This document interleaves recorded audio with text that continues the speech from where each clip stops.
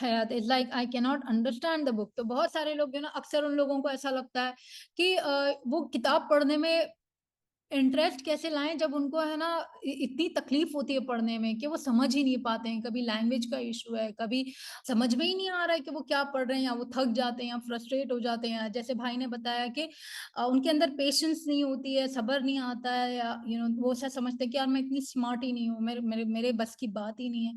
तो ये सारी जो बातें होती है ना, this is just in your head, that is not the truth.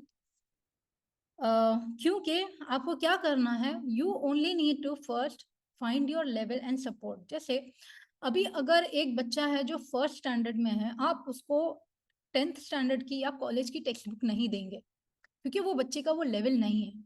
और अगर आप उसको अगर वो फर्स्ट स्टैंडर्ड का बच्चा है, तो फिर अगर उसको सेकंड स्टैंडर्ड की भी आप किताब दे रहे हैं पढ़ने के लिए, तो आप क्या करोगे, उसको सपोर्ट दोगे। वैसे टीचर्स रहेंगे आसपास, या फिर उसको वैसा सपोर्ट सिस्टम बनाया जाएगा विद फ्रेंड्स और पियर्स, उनके जो एल्डर्स हैं। तो जब तक तो आपका लेवल और सपोर्ट सिस्टम डेवलप नहीं होता है या फिगर आउट नहीं होता है, तो फिर क्या होएगा, हमेशा आपका वो बहुत बड़ा रेजिस्टेंस होता है, राइट, कि आप पढ़ ही नहीं सकते। तो पहली बात आपको पता लगाना आपका लेवल क्या है, राइट, कि आप बिगिनर हो, बिगिनर में भी कौन सी, मतलब आप किस लेवल पे कितनी बेसिक बुक पढ़ सकते हो, कितने पेजेस की बुक पढ़ सकते हो, कौन से टॉपिक की बुक पढ़ सकते हो। जब हमने पहला स्टेप एस्टैब्लिश कर लिया कि आपके इंटरेस्ट क्या है या आपके प्रॉब्लम्स क्या है, तो नेक्स्ट स्टेप ये होगा कि आप अपना लेवल पता करें कि मेरा लेवल क्या है, और फिर देखें कि आपको सपोर्ट कहाँ से मिले, राइट। तो अभी हम कुछ क्वेश्चंस है ना इंशाल्लाह, जैसे आप यहाँ पर देख सकते हैं, हम इसको वापस माइंड मैपिंग में कवर करते हैं। तो let's go to the third point. Example दे सकता है, आपको क्या लगता है आपका लेवल कैसे पता चलेगा आपको? फॉर एग्जांपल मैं जो है लाइक अगर बहुत ज़्यादा वर्डी बुक है तो I can read like 20 pages एक दिन में या मुश्किल फिर से। Based on number of words पर पेज ना, हम्म। पर पेज आप इस तरह से अपना लेवल पता लगाएंगे। अभी और कुछ लोग अपने एग्जाम्पल दे सकते लेवल मे पता बी करें बेस्ड। जैसे स्पीड कितना हम पढ़ते हैं, एक पैराग्राफ कितने मिनट में पढ़ लेंगे या सेकंड में, हैं जी। उसकी वजह से। तो स्पीड बट हो इट गया। डिपेंड्स के मतलब हर पेज में जो है वो कौन से टॉपिक पे आपको ज़्यादा इंफॉर्मेशन की ज़रूरत है और कौन से टॉपिक पे आपको पहले से इंफॉर्मेशन है तो वो जल्दी से कवर हो जाता है। जी, तो फिर इसमें एक और चीज आपको याद रखनी है कि लेवल के लिए ना आपको प्रीवियस नॉलेज कितनी है। जैसे फॉर एग्जांपल अगर बचपन से आपने सुना है कि हुजूर सल्लल्लाहु अलैहि वसल्लम की लाइफ के बारे में आपने सुना है कि उनके अब्बा ये थे, उनके अम्मा ये थे, उनके साथ ये हुआ था, वो इतनी उम्र में ही बिकेम एन ऑर्फन, या ये उम्र में उनको नबूवत मिली थी। तो जब आप सीरा पढ़ने जाएंगे, आपको ऑलरेडी पता है कि आपका बेसिक लेवल आपने कर लिया, राइट। ऐसा नहीं कि सडनली आप अभी आपको पूरा सब कुछ पता चला है। जैसे फॉर एग्जाम्पल एक रिवर्ट है, जिस इंसान ने बस अभी कल इस्लाम कबूल किया, उसको शायद हुजूर सल्लल्लाहु अलैहि वसल्लम के बारे में कुछ पता ही नहीं होगा, तो उसका लेवल बिगिनर लेवल है। आपका लेवल सीरा में, जैसे आप सबको पता है कि आपको सीरा कितनी पता है, आपने एक बार शायद पूरा उनका सीरा का एक लेक्चर सुना है, तो फिर आप अभी कैसे कौन से लेवल पे होंगे, you have to decide that कि आपका लेवल क्या है।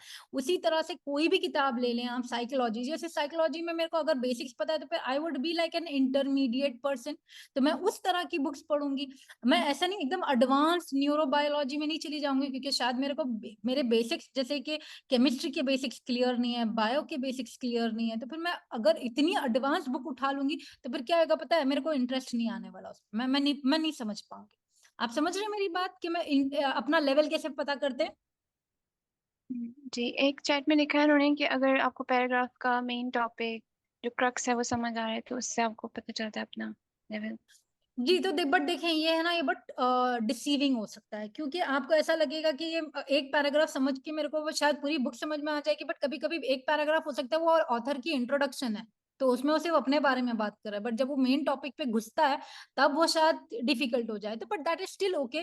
Difficulty level is okay as long as you know के, चलो अच्छा सपोज ये एग्जाम्पल ही ले लेते हैं, right, understanding one para based on this, right. तो आपने इस हिसाब से बोला है कि आप अपनी ये कर सकते हैं। नाउ अभी हम आकर देखते हैं आपका मोटिवेशन। अभी हमने ऑलरेडी पता है क्यों सबसे पहले इंटरेस्ट और प्रॉब्लम्स का ये किया। जैसे for example Neha, if you really are interested in gardening, आप क्या करोगे? आप पता लगाओगे कि ये कैसे होता है, आप जाके एक्सपर्ट्स को ढूंढोगे, आप फिर गूगल करोगे, अच्छा मुझे एक पौधा उगाना है तो मैं क्या करूंगी। तो ये आपका मोटिवेशन होता है। तो जब तक आपके अंदर वो जज्बा नहीं है ना कुछ जानने का, कुछ समझने का, तो you can't really go ahead with that, right. तो ये बहुत इंपॉर्टेंट चीज हो जाती है to have the drive. Then understanding the basics, obviously आपको पता होगा कि जब तक आपके बेसिक्स क्लियर नहीं है, आप सब समझ लें कि ऊपर के जो कॉन्सेप्ट होते हैं वो नहीं समझ में आते, तो that is when you can't understand. तो please go down to basics, go to basics when you feel scared. Basics पे कैसे जाने का, कोई मुझे एग्जांपल देगा? With an example please explain करें। For example, बेसिक्स पे जाने के लिए मैं मेरे ख्याल से मैंने ये किया था। मेरे ख्याल से आपको कोई एक सिंपल बुक लेना चाहिए जिससे आप पहले से ही जाने हो, समझे हो। उसके बाद वो उसको जो है आप नॉर्मली अपना समझ करके पढ़ें। और इसमें ये भी हो सकता है बेसिक्स में कि जो हमें पहले से आता है और किसी और को इंटरेस्ट है लेकिन उसका लेवल हमसे भी ज़्यादा बिगिनर है, we can also teach them whatever we know, right? Yes, that's a great example. मतलब यू अंडरस्टैंड लाइक क्या हो रहा है यहाँ पर। This is a brainstorming mind mapping session. हम एक दूसरे से जब डिस्कस करके ऐसे आइडियाज निकालते हैं, तो देखिए मैं साथ साथ आपको ये भी बताना चाहती हूँ कि ये जो टेक्निक है ना माइंड मैपिंग जो हम कर रहे हैं, इससे क्या होता है पता है? You become more creative. Creativity का एक सिंपल सा मैं आपको डेफिनेशन दे देती हूँ।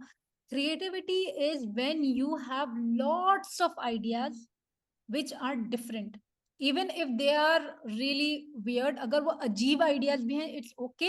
इट्स जस्ट आपकी दिमाग की कैपेसिटी क्या है कि कोई एक चीज को, जैसे एक पत्थर को आप कितने यूजेस उसके कर सकते हो, राइट। एक एक बेसिक सी चीज, एक पेंसिल को आप कितने तरीकों से इस्तेमाल कर सकते हो। जितने ज्यादा आइडियाज आपके जहन में आ सकते हैं in a given amount of time, that is how creative you are. ठीक है, ये creativity and mind mapping enhances your creativity. अभी कोई मुझे एक और एग्जांपल जल्दी से देगा अपने बेसिक्स कैसे क्लियर करने का? Revise करना by understanding the core terminologies of the related topic. So maybe you can get a dictionary, right, or a wiki encyclopedia. ठीक है, तो these are some examples. Now check method and practices. तो जैसे आपका पढ़ने का जो तरीका है, right, like how are you studying, आप क्यों आपको जो भी आप पढ़ रहे हैं वो आपको क्यों डिफिकल्ट लग रहा है? क्या आपने पढ़ने का तरीका आपको चेक करना पड़ेगा। आप समझ रहे हैं आपकी प्रैक्टिसेस क्या होंगी basically. Are you studying in an unhealthy manner, या आप इस तरह से पढ़ रहे हैं कि जैसे बहुत थक गए हैं और थक कर पढ़ रहे हो, थक कर आप कॉम्प्लिकेटेड चीज उठाओगे तो आपको नहीं। आपकी आवाज़ चली गई मैम। अच्छा, अभी आवाज आ रही मेरी? जी अब आ नहीं रही है। ठीक है मैम, ठीक है। हाँ, तो मैं ये बोल रही थी कि check method and practice is basically what it is talking about. How are you reading, learning and understanding.